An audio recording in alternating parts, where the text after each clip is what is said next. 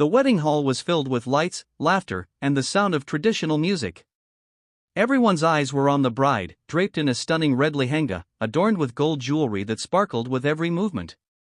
Her face was a picture of grace, but if one looked closely, her eyes told a different story, one not of joy, but of silent fear. She sat quietly on the stage beside the groom, her hands tightly clutching the edge of her dupatta.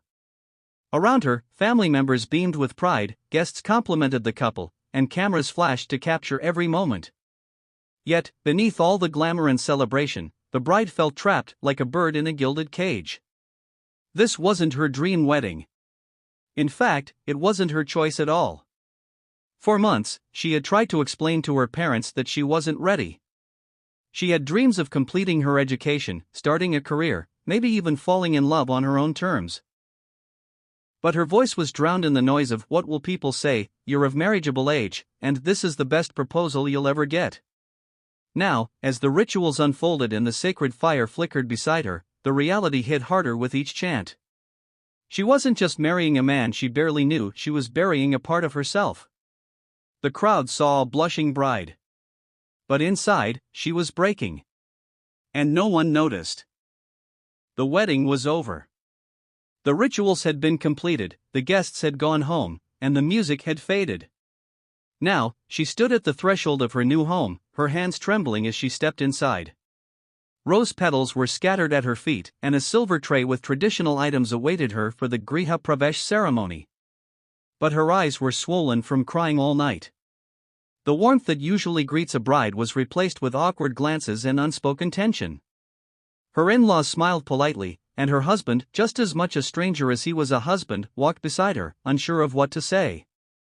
They had both been forced into this marriage, bound more by social expectations than personal will. In her room, decorated with candles and flowers, she sat quietly on the bed, staring at the wall. The heavy jewelry weighed on her body like the burden in her heart. She wanted to scream, to ask someone, "Why me? Why didn't anyone listen to me?" But the walls had ears only for silence. That night, the distance between the two newlyweds wasn't just physical, it was emotional, spiritual, and deeply personal. He wasn't cruel. In fact, he seemed just as lost, just as pressured by his own family. But that didn't make it easier. Each passing moment reminded her that she had become part of a life she never chose. A role she was expected to perform with a smile. Outside the room, the world assumed she was living her fairy tale. But inside, she was a prisoner of others' choices, struggling to find the courage to reclaim her own voice. Days turned into weeks, and the weight of her silence grew heavier with each passing moment. Every morning, she woke up to a routine that wasn't hers, surrounded by people who smiled at her but never truly saw her. She did what was expected, served tea, wore the right clothes, spoke the right words, but inside, she was crumbling. Her dreams felt like distant shadows. The laughter she once knew, the ambitions she held close to her heart, all were fading. There were no bruises on her skin, but her soul bore invisible wounds. She wasn't beaten with hands, but with expectations, guilt, and the suffocating pressure to adjust, to endure, to accept. No one ever asked if she was happy. One evening, as she sat alone in the corner of the balcony, staring at the fading sunset, a thought struck her: how long would she keep pretending? Would she lose herself completely in this life she never chose? That night, she began to fight not with screams, but with awareness. She started recording the little things. Her conversations, her feelings, the moments when she was ignored, silenced, or made to feel invisible. She kept a journal, documenting everything: dates, events, expressions, even silence. Slowly, she began gathering the courage to break free from the cycle. She realized that she didn't need to wait for someone to rescue her. She could become her own voice, her own advocate.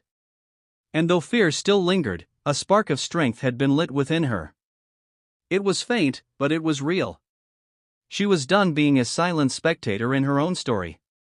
The time to speak was coming.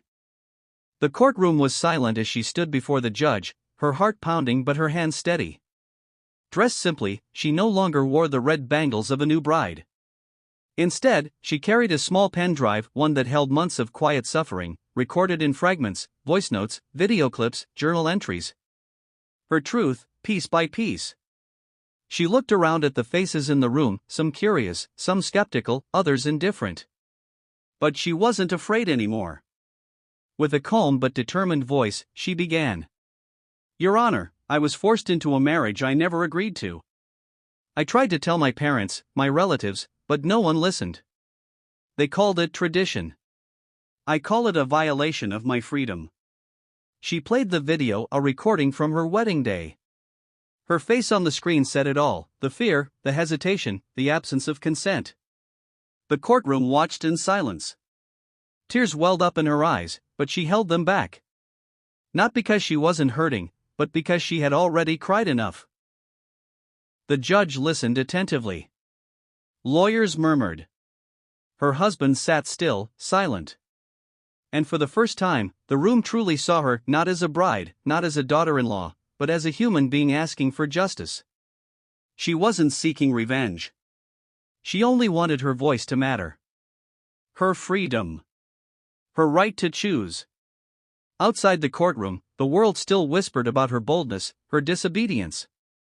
But she no longer cared. Because today, she didn't just stand up for herself. She stood for every girl who was ever told to stay silent. And that made all the difference. If her story touched your heart, don't forget to like, share, and subscribe, because this is Text to Heart, where stories speak to your soul and awaken your spirit.